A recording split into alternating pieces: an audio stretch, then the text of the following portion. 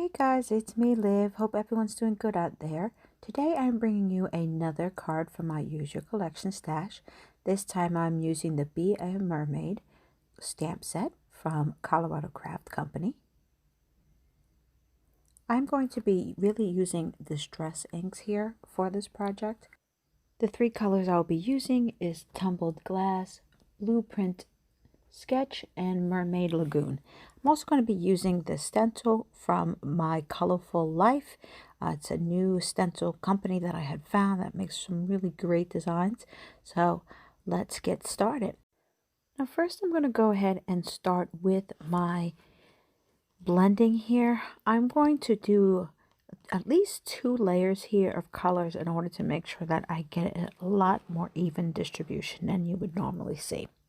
Now, I just want to remind everyone who is watching the Use Your Collection Stamp of the Month series that you do need to like, comment, and subscribe to each of the videos in the month in order to be eligible for the prize. I will be able to ship internationally as well, so feel free for my international subscribers to go ahead and put in. This month it is going to be featuring Colorado Crafts, so this is the second video that I have so far in the series.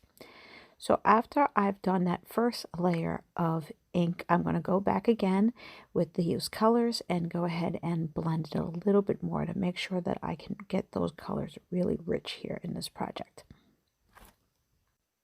And now that my inking is done, I am going to go ahead and move on to the stencil.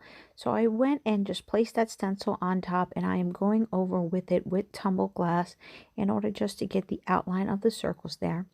And then I decided I was going to spray it with some water. For those who don't know, when you're using Distress inks, they do lift with water, so they can create some really cool water effects when you splatter on them, something I really enjoy doing. Then I'm going to go back again so I can get a little bit more depth in my stencil. And so as you can probably see on camera, it's subtle, but that's exactly what I was looking for. Next, I'm just going to go ahead and figure out my positioning of where I would like my stamps and sentiment. And then I remembered that I have these awesome stamps from Rubber Necker Stamps. They are these bordered stamps, and some have sentiments, some don't, and they pretty much create a frame around your card. And I thought this would work really well for this because it's planning to be pretty much a one-layered card that I'm going for. I'm going to get out my Misty and then get ready for some stamping. I am using an ink that I found. It's called Palette Hybrid Ink Pad. It's a really nice, rich black ink, and I really do like to use it when I'm working on projects such as this. Now I'm going to go ahead and line up the stamps where I want them so that they can fit nicely inside the border. I was about to stamp, and then I thought, you know what? I want a little bit more splatter. So I went ahead and took out some of the sprays that I have. This is Broken China, and splattered it on top. It is also a Distress spray. And then I took out one of my Distress mica sprays, which is called Brushed Pewter, and put that on top as well. Now I'm going to go back to doing some stamping.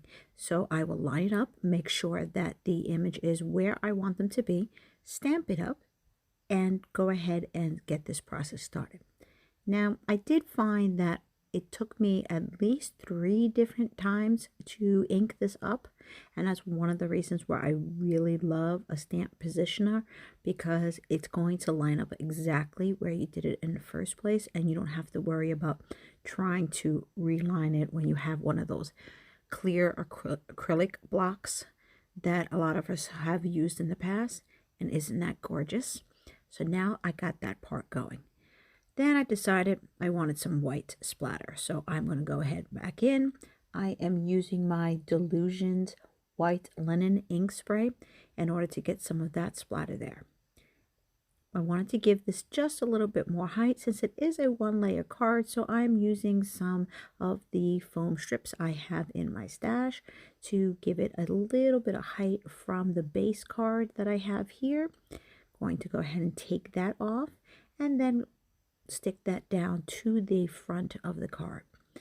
Now I'm going to take out some 2 embellishments that I have in my stash. And here is the finished card. Just using some distress inks and some stamping, you're able to make a gorgeous project. Thank you so much for watching. See you soon.